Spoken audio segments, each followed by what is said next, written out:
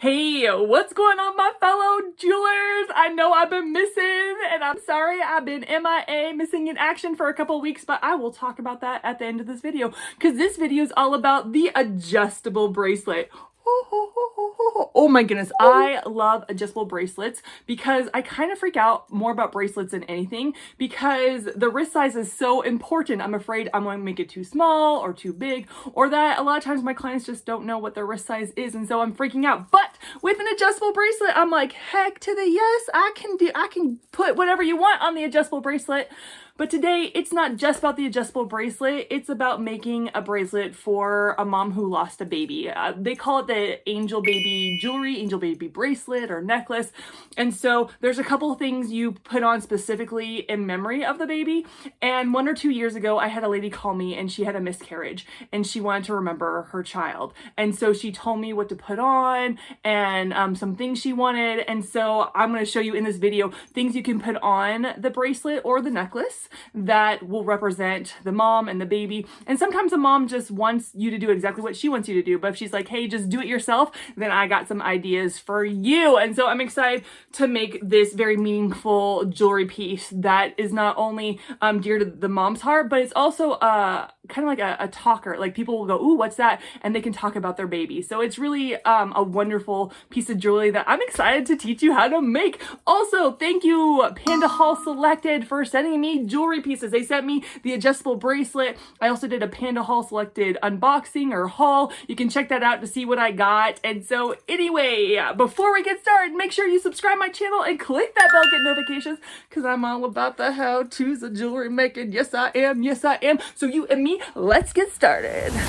All right, let's get started making this angel baby bracelet. Okay, so the material list as well as the tool list is all in the description below, and some of the same items that I have that you may want, I have links for those, so go ahead and check that out. Now I have these bracelets. Oh my goodness, I love them. I love these bracelets so much. I have the bracelets. Now what I've picked out for the specific bracelet is a pink and blue pearl. Now the pink and blue pearl, the mom that had asked me to make the necklace, she said that that's for a miscarried baby because she didn't know if it was a boy or girl. So pink and purple, pink and blue. And then she asked for a birthstone. And so I decided to do the month of October for a birthstone. And then feet, little baby feet, and a wing to represent that the baby died. And then for this bracelet, am adding a mom heart. I just think, you know, like it's super special having the mom heart. Now, again, if the mom wants you to do something completely different, do it for her. She's the one wearing it. She's the one that is doing it. These are just suggestions. You can even just take out the pearls, or you don't have to do the birthstone, or you don't even have to do the mom heart. You know what I'm saying? Like there's so many things you can and can't do. I looked on Pinterest and found just tons of different variations of this. But for this particular one, this is what I've decided. So the first thing I would do is I would put loops in your beads and stuff. And so I put loops on 2 of mine, but I want to show you how to do it. And so for the third one, the birthstone one, I am going to put it on a head pin. Putting it on a head pin. I'm going to make it a medium-sized head pin because my wire on my bracelet is pretty big. So I'm going to do like a medium-sized wire, and then I'm going to take my round nose pliers and go at the base and bend it back at a 90-degree angle like that. And then I'm going to take it and I am going to curl it around. If you've never put a loop on a bead, I have done a tutorial that is way more in detail and way better than that. And so you can check that tutorial out. And so you can put your loops on your beads, and then your charms usually need a jump ring. And so I have jump rings for my charms.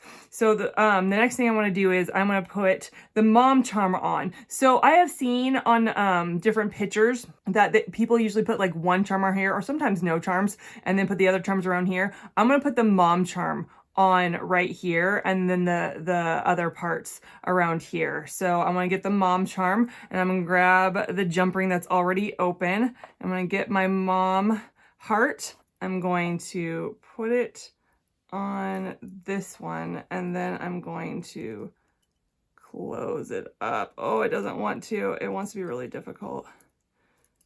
Okay, and then I'm going to close up my jump ring. Make sure it's completely closed because if it's left a gap, then it'll fall off. So there you have that. Oh my goodness, it's gonna be way easier on this side. Having those 2 wires there is a little bit difficult. And then the order I'm gonna put my beads in is I'm gonna put my 2 pearls, and I'm gonna put the baby feet between the 2 pearls, and then I'm gonna do the birthstone on one side and then the wings on the other side. So it's gonna kind of go in this order. It doesn't really matter because they're gonna be moving around a lot, but I just wanted to have it in a specific order. All right, so I'm gonna put my wing first. It's with a jump ring, and I'm gonna put it on. This should be a little bit more easy than the other side because I don't have 2 wires coming at me. And so I'm gonna close it up and make sure, again, there is no gap when you're closing it up, okay?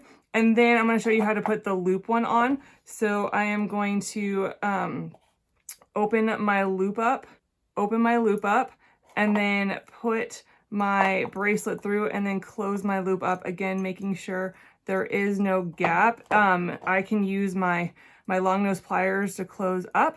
And then I'm gonna put the rest of my charms on, the rest of the beads on. So go ahead and do that. All right, and there I have my angel baby jewelry piece. It's so sweet and so cute.